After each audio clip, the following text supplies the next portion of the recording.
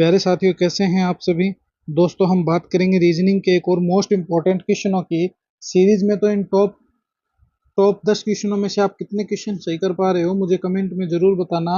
और दोस्तों वीडियो के एंड तक बने रहना, जिससे कि आपको भी दोस्तों रीजनिंग में अभी जो पीटेट का एग्जाम है, बीएसटीसी का एग्जाम है दोस्तों, यूपी पुलिस का भी एग्जाम है और भी बहुत सारे एग्जाम हैं, तो उन सभी में एक क्लासें आपको रामबाण साबित होने वाली हैं। तो चलिए दोस्तों स्टार्ट करते हैं अपनी रीजनिंग की मोस्ट इंपॉर्टेंट क्लास को। देखिए आज का अपना पहला क्वेश्चन, दर्पण प्रतिबिंब ज्ञात करें। ध्यान रखना, जब भी मिरर इमेज से संबंधित क्वेश्चन आए तो आप इस बात का हमेशा ख्याल रखना कि मिरर इमेज में क्या होता है कि जो जिसका होता है उसका हमेशा उल्टा लेकर चलना है। और वो भी क्या है दोस्तों, कुछ ऐसे अक्षर हैं जिनका उल्टा नहीं होता है, जैसे कि यू है, यू का मिरर इमेज कोई उल्टा नहीं होता है, ए का मिरर इमेज कोई उल्टा नहीं होता, एक्स का मिरर इमेज कोई उल्टा नहीं होता है, वाई का भी उल्टा नहीं होता। तो इस प्रकार से जब मिरर इमेज आ जाए अक्षरों में, तो इन शब्दों को ध्यान रखना, इनका कोई उल्टा मिरर इमेज नहीं होता है। बल्कि ऐसे क्वेश्चन जब भी आ जाए तो देखिए हम मिरर इमेज बनाते हैं। तो ये जो क्वेश्चन है, इस क्वेश्चन का तुम्हें मिरर इमेज अगर बनाना है तो तुम क्या कर सकते हो, तो तुम यहाँ पर इनको ऐसे करके, ये ऐसे तो बना हुआ है, तो यहाँ पर देखिए एक तरफ ये रंगा हुआ है, तो यहाँ से इसको देख लेंगे कि ये इस साइड से रंगा हुआ है, बल्कि इस साइड से ये ऐसे है। तो जब भी ऐसा मिरर इमेज आपको बनाने को आ जाए तो आपको क्या करना है, सबसे पहले इन्हीं की तरह एज इट इज रख लेना है। ये लीजिए, ये रख दिया। तो ये जैसे ही एज इट इज हो जाए तो इसको एक साइड से तो हमें क्या करना है, रंग करना है। तो ये लीजिए सर, हमने इसको रंग दिया। तो ये देखिए यहाँ पर ये रंगा हुआ है, बल्कि इस बार ये यहाँ पर नहीं रंगा जाएगा, बल्कि इसको इस साइड से तो रंग देना है। तो ये लीजिए सर, ये हमारा कलर हो गया। और इस साइड से जो होगा उसे क्या करना है, इस साइड से ऐसे निकाल देना है। तो ऐसा मिरर इमेज कहाँ पर है, तो देखिए ये भी नहीं है, ये भी नहीं है, ये भी नहीं है, मगर ऑप्शन नंबर फर्स्ट में जब तुम देखोगे तो तुम्हें देखने को मिल जाएगा, जो ऑप्शन नंबर फर्स्ट होगा वही हमारा करेक्ट आंसर हो जाएगा। क्योंकि मिरर इमेज जब भी आता है, वो मैंने क्या कहा था आपको, हमेशा इनको उल्टा लेकर चलना है। उल्टा मिरर इमेज जैसे ही तुम बनाओगे तो ये दोस्तों निकल कर आ जाएगा। तो option number first is the correct answer. चलिए नेक्स्ट क्वेश्चन पर डिस्कस करते हैं। अगला क्वेश्चन देखिए, ये रहा हमारा नेक्स्ट क्वेश्चन। दिए गए विकल्पों में से कौन सा विकल्प निम्नलिखित क्रम में से सार्थक क्रम में दर्शाता है। आप ये भी कह सकते हो सार्थक क्रम का है, बढ़ता हुआ क्रम है, ऊपर का क्रम है, आगे चलता हुआ क्रम है। चाहे तुम जो भी कहो, हमें इसका मतलब यही सेट करना है कि हम सबसे पहले छोटे से स्टार्ट करेंगे और छोटे से लेकर बड़े तक चलेंगे कि इसमें बड़ा कौन सा है। तो बस हमारा क्वेश्चन ऑटोमेटिक ही सोल्व हो जाएगा, या ये ऐसे कैसे ही हम इसको सोल्व कर सकते हैं। तो सबसे पहले कौन होगा, तो सर सबसे पहले होगा तालाब। तो ये लीजिए तालाब हो गया, इसको क्लियर कर दो। तालाब से बड़ी कौन होती है, नदी होती है, नदी को क्लियर कर दो। फिर दोस्तों कौन होता है, फिर होता है सर समुद्र। और सबसे बड़ा होता है दोस्तों महासागर, जैसे कि अटलांटिक महासागर है। आज भी उसका जो टाइटेनिक डूबा था उसका रहस्य कोई नहीं सुलझा पाया है। तो दोस्तों सबसे बड़ा हो जाता है ये। 2341 कहाँ पर है, तो देखिए यहाँ पर कहीं भी नजर नहीं आ रहे हैं, मगर ऑप्शन नंबर 2 में देखोगे तो दोस्तों 2341 जो है वो हमारा क्या हो जाएगा, करेक्ट आंसर हो जाएगा। तो 2341 is the correct answer. Option number second is the correct answer. तो ये सेकंड जो बनेगा दोस्तों, यही हमारा क्या होगा, करेक्ट आंसर बन जाएगा। चलिए नेक्स्ट क्वेश्चन पर चर्चा करते हैं। कितने क्वेश्चन आपके सही हो रहे हैं मुझे कमेंट करके जरूर बताना, क्योंकि आप जब कमेंट करते हो तो बहुत खुशी मिलती है कि स्टूडेंट अभी पढ़ने में सक्षम है। चलिए अगला प्रश्न देखिए, ये रहा हमारा नेक्स्ट क्वेश्चन। देखिए इस क्वेश्चन को, दिए गए विकल्पों में से उसको चुनिए जो इस अनुक्रम को पूरा कर दे। तो दोस्तों हमें क्या है, सीरीज से संबंधित क्वेश्चन है। सीरीज से संबंधित जो भी क्वेश्चन आते हैं वो ऐसे ही अनुक्रम से संबंधित आते हैं। तो इन अनुक्रम को पूरा करने के लिए कोई खास ट्रिक नहीं है। सबसे पहले आपको ये करना है कि इनको लिखना है। ये लीजिए सर, हमने इनको लिख लिया। और दोस्तों लिखने के बाद तुम्हें ये दिमाग लगाना है कि इनमें रिलेशन क्या है। एक बात आपको मैं क्लियर कर दूं कि जब भी आपको 3 या 4 की श्रृंखला आ जाए तो उसको आपस में ऐसे ही देख लेना है। अगर दोस्तों इससे बड़ी आ जाए तो इनको क्या करना है, टुकड़ों में तोड़ कर देखना है। अगर तुम इनको टुकड़ों में तोड़ने में सक्षम हो जाते हो तो बहुत ही इजी हो जाता है ये क्वेश्चन आप लोगों के लिए। तो चलिए अब इस क्वेश्चन को सोल्व करते हैं। सबसे पहले देखिए 4 है, 4 से 10 की तरफ चलिए, कितने हो गए, तो सर प्लस 6 हो गए। 10 से 22 की तरफ चल रहे हो, कितने हो गए, तो सर प्लस 12 हो गए। फिर दोस्तों 22 से 46 की तरफ चल रहे हो, तो तुम जब 22 से 46 की तरफ जाओगे तो कितने प्लस हो गए, तो फिर सर प्लस 24 देखने को मिलेंगे। और अब आगे क्या आ गए, तो सबसे पहले यहाँ देखिए, पहले प्लस 6 फिर 12 हो गए, तो मल्टीप्लाई 2 हो गया। बिल्कुल सर हो गया। फिर यहाँ से जाओगे तो मल्टीप्लाई 2 हो गया, बिल्कुल सर हो गया। अब 24 को तुम 2 से मल्टीप्लाई करोगे तो कितने आने चाहिए, तो सर 48 आने चाहिए। तो जब तुम दोस्तों 46 में 48 ऐड करोगे तो कितने हो गए, देखिए 8 और 6 कितने हो गए, तो सर 14 हो गए। अच्छी बात है, कितने बच गए, एक 4 और 4 8 और एक कितने हो गए 9। तो ये 94 कहाँ पर है, यही हमारा करेक्ट आंसर है, हो जाएगा। तो 94 तो सर ऑप्शन नंबर फोर्थ में है, तो ये ऑप्शन नंबर फोर्थ ही दोस्तों क्या हो जाएगा अपना करेक्ट आंसर हो जाएगा। कैसे हो जाएगा, क्योंकि पहले +6 फिर +12 फिर +24, 24 का 2 गुना करते हैं 48 आ गया। तो जब तुम 46 में 48 ऐड करोगे तो हमारा 94 आ जाएगा, और ये 94 ही करेक्ट आंसर है, हो जाएगा। तो इस तरह से दोस्तों आप रिलेशन देखोगे तो कभी भी पीछे नहीं रहोगे, बल्कि हमेशा सबसे आगे निकल जाओगे। चलिए अगले प्रश्न पर डिस्कस करते हैं। नेक्स्ट क्वेश्चन देखिए, ये रहा हमारा next question. E F G है, आई जे के है, समानुपात एम एन ओ है, अनुपात क्वेश्चन मार्क है। इस क्वेश्चन मार्क के स्थान पर क्या आएगा वो हमें बताना है।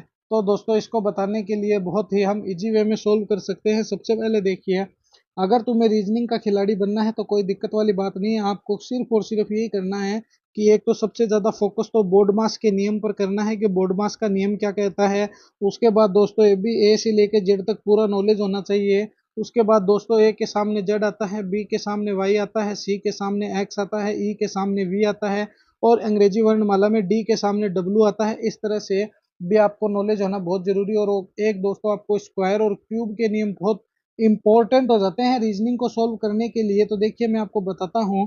सबसे पहले आपको ये करना है कि ई एफ जी करिए, ये लीजिए सर ई एफ जी हो गया, अनुपात आई जे के हो गया, ये लीजिए समानुपात एम एन ओ हो गया। तो आगे क्या आएगा वो हमें बताना है। तो कोई बड़ी बात नहीं है, बताने के लिए हम आराम से बता सकते हैं। सबसे पहले तुम यहाँ से रिलेशन निकाल लो कि ई है, ई से तुम आई की तरफ चलो, क्या हो जाएगा। तो देखिए एफ जी एच और आई, तो ई कितने पे आता है 5 पे, आई कितने पे आता है 9 पे, तो इसका मतलब सर +4 हो गया, बिल्कुल हो गया। फिर दोस्तों आई एफ से जे की तरफ चलोगे तो भी तुम्हें +4 ही देखने को मिलेंगे, बिल्कुल मिलेंगे। फिर तुम जी से के की तरफ चलोगे तो एच आई जे और के, तो दोस्तों 11 और ये हो गया 7 पे, तो कितने हो गए +4 हो गए। अब हमें ये तो पता चल गया कि +4 इसमें लग रहे हैं, तो हम भी क्या करेंगे इसमें +4 ही इंक्लूड कर देंगे। तो कैसे करेंगे इसमें +4 इंक्लूड, देखिए जब तुम m में +4 करोगे तो क्या आ जाएगा दोस्तों, m फिर n o p और q, क्या आ जाएगा, तो +4 करते ही सर q आ जाएगा। ये लीजिए +4 हो गया। n में जब तुम +4 करोगे तो M N O P Q और आर, तो दोस्तों आर आ जाएगा, ये लीजिए सर आर आ गया। और जब तुम ओ में +4 करोगे तो सर एस आ जाएगा, ये लीजिए +4 हो गया। तो क्यू आर एस कहाँ पर है, बस कुछ नहीं करना है, हमें ऐसे ही रिलेशन निकालना है। तो क्यू आर एस तुम्हें ऑप्शन नंबर थर्ड में नजर आ रहा है क्या, बिल्कुल सर आ रहा है। तो ये क्यू आर एस ही अपना क्या हो जाएगा, करेक्ट आंसर हो जाएगा। तो option number third is the correct answer. तो ये क्यू आर एस जो है दोस्तों, ये हमारा क्या है, करेक्ट आंसर हो गया। तो Q R S is the correct answer. चलिए अगले प्रश्न पर डिस्कस करते हैं। नेक्स्ट क्वेश्चन देखिए, ये रहा हमारा नेक्स्ट क्वेश्चन। 7:45 हो गया, समानुपात 5 हो गया, अनुपात क्वेश्चन मार्क हो गया। इस क्वेश्चन मार्क के स्थान पर क्या आएगा वो हमें बताना है। तो देखिए इस क्वेश्चन को हम सोल्व करते हैं। सबसे पहले 7 हो गया, फिर दोस्तों 45 हो गया, उसके बाद समानुपात ओनली 5 हो गया, अनुपात क्वेश्चन मार्क हो गया। देखिए इस क्वेश्चन में तुम जब गौर लगाओगे तो देखिए 6 है, 7 को 6 से मल्टीप्लाई करने पर कितना आया, 6 संते 42 +3 हो गया 45। तो अब तुम 5 को 6 से मल्टीप्लाई कीजिए तो 6 पंजे 30 +3 कितने हो गए, तो सर 33 आनी चाहिए। 33 है क्या, बिल्कुल ये रहा 33। मगर दोस्तों ये क्वेश्चन ऐसे नहीं हो सकता है, ये गलत है। इस क्वेश्चन को तुम दो प्रकार से सोल्व कर सकते हो, और इन्हीं क्वेश्चनों में तुम्हें बोनस नंबर मिलते हैं, ध्यान रखना। जिस क्वेश्चन के 2 या 3 आंसर निकल रहे हैं, या फिर जो क्वेश्चन तुम सोल्व ही नहीं कर पा रहे हो, जिस क्वेश्चन का कोई आंसर ही नहीं है, उस क्वेश्चन को हम हमेशा क्या कहते हैं, बोनस क्वेश्चन कहते हैं। और इस क्वेश्चनों के तुम्हें फ्री नंबर मिलते हैं। एक तो मैंने आपको ऐसे करके दिखा दिया, एक जब तुम इसको देखोगे तो दोस्तों 7:45 अनुपात 5 हो गया, समानुपात क्वेश्चन मार्क है। तो इस क्वेश्चन पर तुम जब गौर करोगे तो तुम साथ में कितने ऐड करोगे कि 45 आ जाए, तो सर +38 ऐड कर दिए, 45 आ जाएंगे। 5 में जब तुम +38 ऐड करोगे, 38 को ऐड करोगे तो दोस्तों कितने आ जाएंगे, 43 आ जाएंगे। तो 33 भी है 43 भी है, तो ये दोनों ही क्वेश्चन इस क्वेश्चन के अकॉर्डिंग दोनों ही ऑप्शन है सही हो रहे हैं। तो दोस्तों ऐसे क्वेश्चनों को ध्यान रखना, बोनस क्वेश्चन कहते हैं। ये क्वेश्चन डालने का एकमात्र मकसद यही है कि जब भी ऐसे क्वेश्चन आ जाए तो तुम अगर इसका टिक भी नहीं लगा के आओगे तो भी तुम्हें बोनस मिल जाएगा। मगर ध्यान रखना, निकाल लेना अगर ऐसे क्वेश्चन मिले तो दोस्तों ऑप्शन दोनों ही उसमें सही कराना जो क्वेश्चन ऐसा दिया हुआ हो, क्योंकि इन क्वेश्चनों में हमेशा ध्यान रखना आपको फ्री के नंबर दिए जाते हैं बोर्ड के द्वारा। जो भी बोर्ड एग्जाम कराती है उनको फ्री के नंबर आपको ऐसे क्वेश्चनों में दिए जाते हैं। चलिए अगला प्रश्न देखिए, ये रहा हमारा नेक्स्ट क्वेश्चन। पुत्र है फिर भतीजा हो गया, पुत्री है फिर क्वेश्चन मार के क्या हो जाएगा वो हमें बताना है। तो सबसे पहले देखिए इसने पुत्र को भतीजा कैसे लिखा है। तो ध्यान रखना, किसी भी चाचा का जो भाई का जो लड़का होता है वो क्या लगता है, तो सर भतीजा लगता है। तो भाई की लड़की चाचा की क्या लगेगी, तो सर पुत्री जो है वो भतीजी हो जाएगी। क्या हो जाएगी, भतीजी हो जाएगी। तो ऑप्शन नंबर जो फर्स्ट है वही क्या हो जाएगा, करेक्ट आंसर हो जाएगा। जिस प्रकार पुत्र जो भतीजा बन सकता है तो पुत्री भतीजी भी बन सकती है। तो इनमें दोस्तों हमें यही देखना है कि मेल कौन सा क्वेश्चन खा रहा है, जो इसमें सेम इसकी कंडीशन को बयान कर रहा है वही क्वेश्चन हमारा क्या होगा, सही माना जाएगा। चलिए अगला प्रश्न देखिए, ये रहा हमारा नेक्स्ट क्वेश्चन है। देखिए इस क्वेश्चन को दिए गए विकल्पों में से लुप्त संख्या ज्ञात कीजिए। मिसिंग नंबर फाइंड करना है। मिसिंग नंबर फाइंड करने के लिए दोस्तों कोई खास ट्रिक नहीं होती है। ध्यान रखना, ऐसे क्वेश्चन जब भी एग्जाम में आएंगे वो किसी भी ट्रिक पर आधारित नहीं होंगे, बल्कि आपके माइंड पर आधारित होंगे। आपको ये दिमाग लगाना पड़ेगा कि इसमें एक क्वेश्चन मार्क है, इसका रिलेशन ऐसे है या फिर ऐसे नीचे की तरफ है, वो आपको देखना पड़ेगा। देखिए इसने 1 6 13 है, ऐसा क्या बना दिया, 6 8 6 है, फिर 6 10 6 4 हो गए और आगे क्वेश्चन मार्क हो गया। तो देखिए अगर शॉर्ट में इस क्वेश्चन को तुम निपटाना चाहते हो तो मैं आपको बता देता हूँ कि आप ध्यान रखना, 13 प्लस 6 कीजिए प्लस 1 कीजिए, 6 और 1 7 हो गए, और दोस्तों ये कितने हो गए, टोटल 20 हो गए। यहीं से तुम इसको देखोगे तो तुम 6 प्लस 8 कीजिए प्लस 6 कीजिए, कितने आ जाएंगे, तो दोस्तों 6 और 6 12 और 8 20 आ जाएंगे। तो हमें भी 20 ही लेकर आना है। तो 6 प्लस 4 कितने हो गए, तो सर हमारे 10 हो गए। 10 में जब तुम 10 ऐड करोगे तो कितने आ जाएंगे, तो सर हमारे 20 आ जाएंगे। तो 10 में कितने ऐड किए, 10 किए, तो ये लीजिए सर 10 जो होगा वही क्या होगा, अपना करेक्ट आंसर हो जाएगा। तो option number second is the correct answer. ये 10 जो आएगा ना यही क्या आ गया, अपना करेक्ट आंसर है, आ गया। चलिए अगला प्रश्न देखिए, ये रहा हमारा नेक्स्ट क्वेश्चन। बहुत ही अच्छा क्वेश्चन है। एक व्यक्ति अपने कार्यालय के उत्तर दिशा की ओर चलता है और बाईं ओर घूमकर फिर दाईं ओर घूम जाता है, और दाईं ओर घूमकर वह किस दिशा में मुंह करके चल रहा है वो हमें बताना है। ऐसा क्वेश्चन दोस्तों कोई बड़ी बात नहीं है सोल्व करना, बस आपको एक ही ध्यान होना चाहिए, ऊपर की तरफ उत्तर होता है, नीचे की तरफ दक्षिण होता है, इधर होता है पूर्व और इधर होता है पश्चिम। तो ये तो मैटर सॉल्व हो गया। अब देखिए वह किस तरफ चल रहा है, ध्यान रखना उत्तर दिशा की ओर। तो सबसे पहले ये लीजिए कोई व्यक्ति यहाँ पर है, यहाँ से वह सीधा चल रहा है। फिर ये क्या बोल रहा है कि वह बाईं ओर घूमता है। तो देखिए बाईं ओर घूमता है तो दोस्तों इस साइड गया तो दाईं ओर, और इस साइड आया तो बाईं ओर। तो ये लीजिए देखिए इसको उत्तर की तरफ चलाते हैं हम। तो यहाँ से मान लीजिए यहाँ कोई व्यक्ति है, यहाँ से वह इस साइड गया ऊपर की ओर उत्तर की तरफ, फिर वह कहाँ घूम रहा है दोस्तों, बाईं ओर घूम रहा है। तो अगर इस साइड गया तो दाईं ओर, और इस साइड गया तो बाईं ओर। ये लीजिए सर यहाँ आ गया। उसके बाद ये क्या बोल रहा है कि फिर वह दाईं ओर घूम रहा है, इसका मतलब नीचे आया तो बाईं ओर, ऊपर गया तो दाईं ओर। ये लीजिए सर घूम गया। उसके बाद ये क्या बोल रहा है, दाईं ओर घूम रहा है। तो दोस्तों इस साइड आया तो बाईं ओर, और अगर इस साइड गया तो दाईं ओर। ये लीजिए सर दाईं ओर घूम गया। अब वह किस दिशा की ओर मुंह करके चल रहा है, तो तुम मुझे बताओ कि ये जो इसका प्रारंभिक बिंदु है ये इस तरफ इसने मुंह कर रखा है, तो वह किस दिशा की तरफ मुंह करके चल रहा है, तो सर वह पूर्व दिशा की ओर मुंह करके चल रहा है। तो ऑप्शन नंबर थर्ड जो होगा वही क्या होगा, अपना करेक्ट आंसर हो जाएगा। तो क्योंकि उसका मुंह किस दिशा में है, तो सर उसका मुंह तो इस दिशा में है, पूर्व दिशा में। तो ऑप्शन नंबर थर्ड अपना क्या है, करेक्ट आंसर हो गया।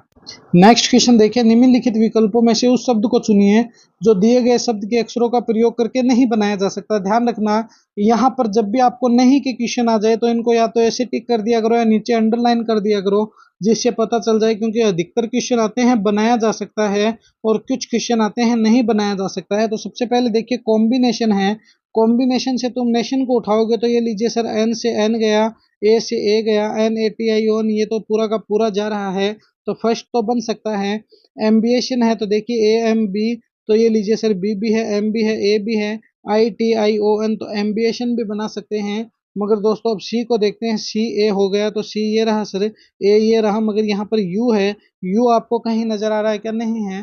तो हम लिख सकते हैं यू का प्रयोग नहीं किया गया है। क्या नहीं किया गया है? यू का प्रयोग नहीं किया गया है, इसलिए हम क्वेश्चंस को नहीं बना सकते हैं। क्या नहीं बना सकते? क्वेश्चन नहीं बना सकते हैं। तो ऑप्शन नंबर थर्ड जो होगा वही क्या होगा? अपना करेक्ट आंसर हो जाएगा, क्योंकि दोस्तों इसमें यू का प्रयोग नहीं हुआ है। तो ऐसे बहुत ही आसानी से हम रीजनिंग को सोल्व कर सकते हैं अगर हमें थोड़ा सा याद है तो, क्योंकि कोई खास नहीं है। रीजनिंग में 10 से 12 टॉपिक ऐसे हैं जो मोस्टली एग्जाम में पूछे जाते हैं, बाकी तो सब नॉर्मली टॉपिक है, कोई ध्यान नहीं देता इस पे। सबसे ज्यादा तो दोस्तों कैलेंडर पे फोकस कर लेना, घड़ी पे फोकस कर लेना, वो क्लासे भी हम कभी फुर्सत में डालेंगे। चलिए अगला प्रश्न देखिए, ये रहा हमारा next question and final question भी दोस्तों यही है। निम्नलिखित संख्या अनुक्रम में ऐसे कितने ओ है जिनके बाद में सम संख्या और पहले विषम संख्या है? तो देखिए बाद का मतलब है आगे तो है सम संख्या और पीछे है विषम संख्या, तो हमें इस जीरो को बताना है। तो सबसे पहले जीरो देखिए कहाँ पर है, जिसके बाद में तो है सम संख्या और पहले है विषम संख्या। तो सबसे एक तो ये रहा हमारा जीरो, दूसरा जीरो अगर तुम लोगे तो ये रहा सर जीरो, और एक और देखते हैं दोस्तों कहाँ पर है। तो यहाँ से देखिए एक तो ये हो गया, दूसरा ये हो गया, और एक और अगर आप ध्यान दोगे तो सर हमारा यहाँ पर इसको हम ले सकते हैं कि जिसके बाद में तो है सम संख्या और पहले है विषम संख्या। तो दोस्तों देखिए इसे एक जब तुम गौर करोगे दोस्तों तो आपको ये नजर आ रहा है जिसके बाद में तो है कौन सी? तो सम संख्या है और पहले उसके तीन है विषम संख्या। तो इसमें कितने जीरो ऐसे हैं या ओ ऐसे हैं जिनके बाद में सम संख्या और पहले विषम संख्या है? तो दोस्तों तीन हो जाएंगे। कितने हो जाएंगे?